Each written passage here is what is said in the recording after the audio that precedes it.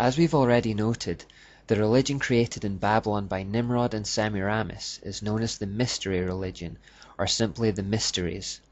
At its core, it was an inverted retelling of the fall of man in Genesis.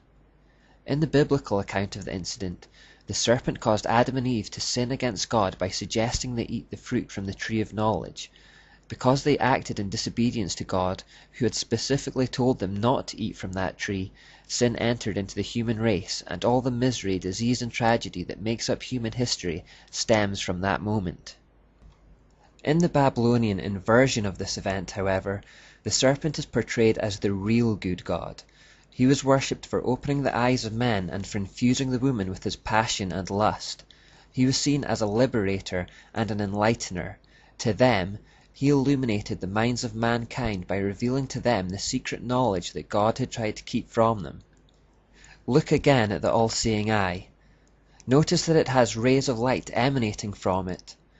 This represents the illuminating secret knowledge that he claims to offer, the secret serpent knowledge that could provide mankind with their own salvation and which would see them become gods.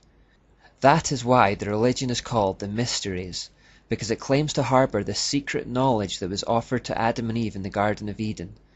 In the Mysteries, the true God of Abraham, Isaac, and Jacob, Yahweh, was portrayed as a wrathful deity of hate who was guilty of opposing freedom of choice. Because Nimrod and Semiramis set themselves up as the sun and moon gods, the religion was also based on a corruption of primeval astronomy.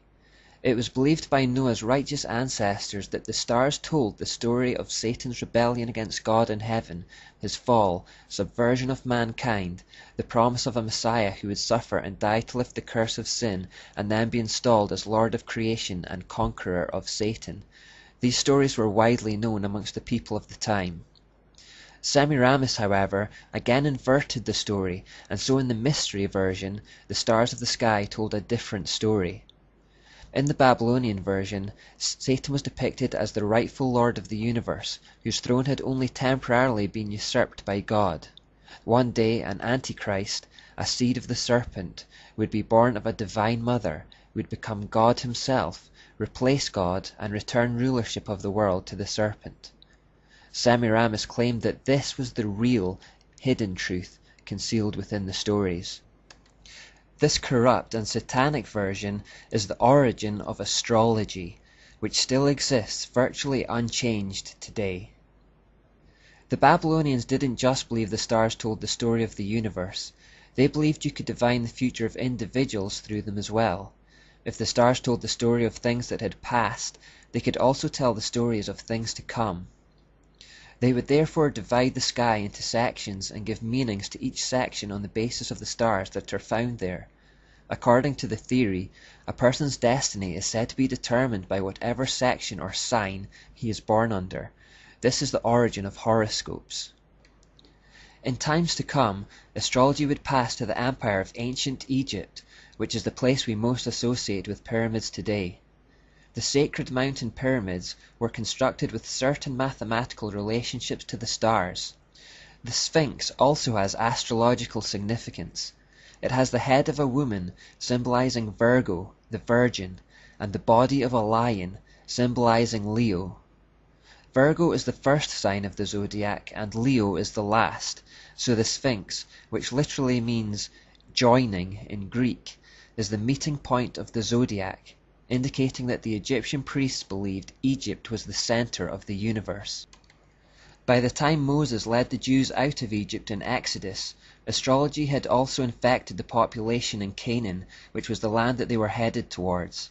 Hence, some of the strictest warnings in the Bible against astrology date from this period, such as in Leviticus 19:31 and Deuteronomy 18. The biblical denunciations of astrology identify the practice with demonism or Satanism, in the sense that Satan and his hosts were actually being worshipped in the guise of the signs, planets, and stars. And as mentioned previously, the leading lights of the sky, sun and moon, were worshipped in the form of Nimrod and Semiramis. Very significantly, a third leading light was identified in the sky that was 23 times more luminous than the sun, and therefore was considered to be the most important star in the sky. This star is known as the Dog Star, Sirius, or the Morning Star, because it's still visible even in the morning light. Remember in Isaiah 14:12, Lucifer is referred to as that name. When allied with the sun and moon, the morning star completes an unholy trinity of light personified in Satan, Nimrod, and Semiramis. One of the key elements of the mysteries that I also want to emphasize is the hierarchical structure that they contained. The secret illuminating knowledge from the serpent was not to be freely distributed to the unworthy. You would have to become initiated into the religion and then work your way through ascending degrees of revelation and knowledge.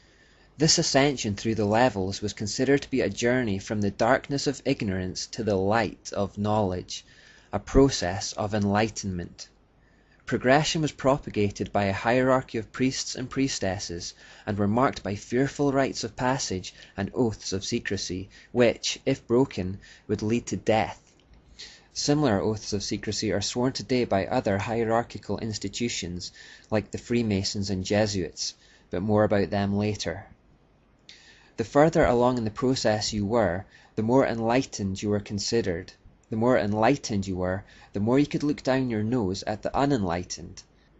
The hierarchical structure of the mysteries was designed to create inequality amongst men based on what they knew. It can itself be best visualized in the form of a pyramid or a ziggurat again, wide at the base and increasingly narrow as you rise through the levels towards the peak. The idea is that there is an average mass of people at the bottom of the pyramid who are ignorant, blind fools, with an increasingly small number of enlightened people towards the top. The very top, the capstone as it were, is Lucifer himself, the giver of light. If you've read or seen Harry Potter, you'll be vaguely familiar with this concept. In those stories, the name Muggle is given to the majority of people in the world who go about their lives utterly oblivious to the wizarding world that is actually all around them, or at least very close at hand.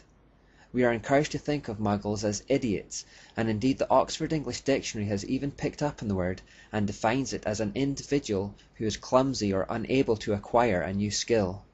Those who were born into a Muggle family but have been awakened to wizardry are called mudbloods, i.e. half-bloods, and this places you on a higher position than a Muggle, but a lower position to those who have centuries of pure wizardry in their ancestry. J.K. Rowling here, as in many aspects of her books, is actually giving insights into real occultism. The word occult means hidden or concealed, and it is the modern name by which the ideas of the mysteries have come to be known today. When you have people involved in the occult, the information, knowledge and power that they are trying to tap into is the exact same as that serpent knowledge which originated in Babylon. The idea of occultism retains the concept that there are a powerful, enlightened or illuminated few at the top who see things as they really are, and the rest are kept in the dark, mere ignorant fools. The enlightened few consider the average mass of people to be almost subhuman, like cattle, who deserve to be led like cattle and treated like cattle. This knowledge hierarchy is replicated in almost all occult societies today, like Freemasonry for example, and it fulfills an important function of allowing Satan to pervert by small degrees. Those at the lower levels of Freemasonry have absolutely no idea of what they are actually involved in. It is only as they slowly rise through the degrees that they have the true information revealed to them. By perverting in small stages and in the passing of time, people lose sight of just how far they're straying and can be led to accept things that they would otherwise have flatly rejected if they had been given the full revelation from the start. Just a little change here, a little change there, it's not so much.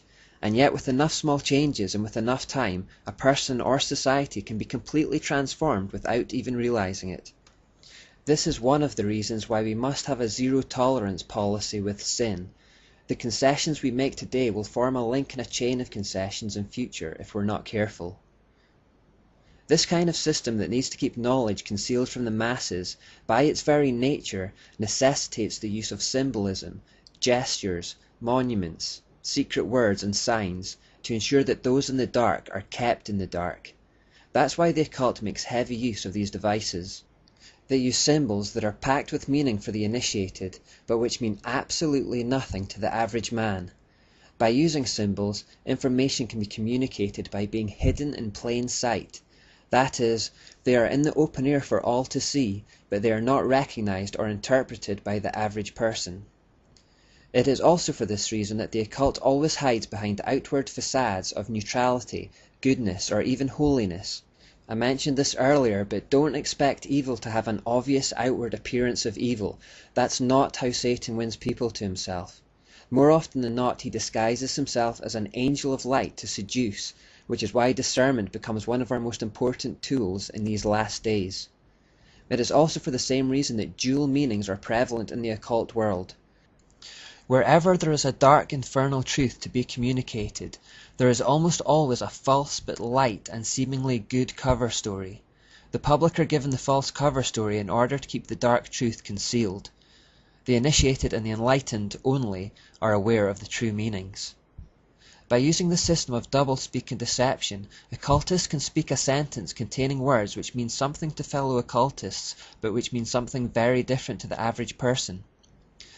Bernie Taupin, Elton John's lyricist, is reported to have once said that he never wrote a single song that wasn't written in this doublespeak. The average listener hears Elton John's lyrics and either doesn't discern a message at all or thinks they discern a light and wholesome one, while in reality they are telling quite a different message to the initiated.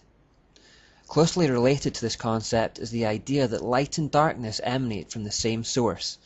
Nimrod and Semiramis were the sun and the moon, the leading lights of the day and night, but they were two separate manifestations of the same source, Satan. So the idea is that there is one force which has a light masculine side and a dark feminine side. If you've seen Star Wars, you'll be familiar with this concept. The force is considered neutral, but can be used for good or evil. Or what about the Wizard of Oz, where it's explained that there can be good witches or bad witches? This is key to occultism. The power is neutral, it's how you use it that counts. And speaking of songs with double meanings, Bernie Taupin also of course wrote the lyrics to a Wizard of Oz related song, Goodbye Yellow Brick Road. The Wizard of Oz has an occult message that we'll get to later. But these are themes that have infiltrated our culture, and these are some of the key telltale signs of satanic mystery religion. Look out for them as we continue our journey. A final feature of the mysteries was its absolute obsession with sex, and this is again something that carries on into modern occultism. Because of Semiramis' history as a brothel keeper, we should be unsurprised to find sexual perversion playing a huge role in her religion, and that indeed is what we do find. Worship of both male and female regenerative parts, but particularly the male phallus, played a key role. There was ritualistic sensual dancing, sacred prostitution and sodomy with male and female prostitutes. Sex was seen as an act of worship and was encouraged in all its most perverted forms. The religion was also notable for its vicious blood rituals, where animals and children were brutally sacrificed. Because sex was involved in the worship, unwanted babies often resulted, and they were sacrificed on the altar of this depraved system. The religion also involved the use of magic, conjuring, channeling and sorcery. In fact, the worship in the religion involved the most vile and evil forms of immorality imaginable.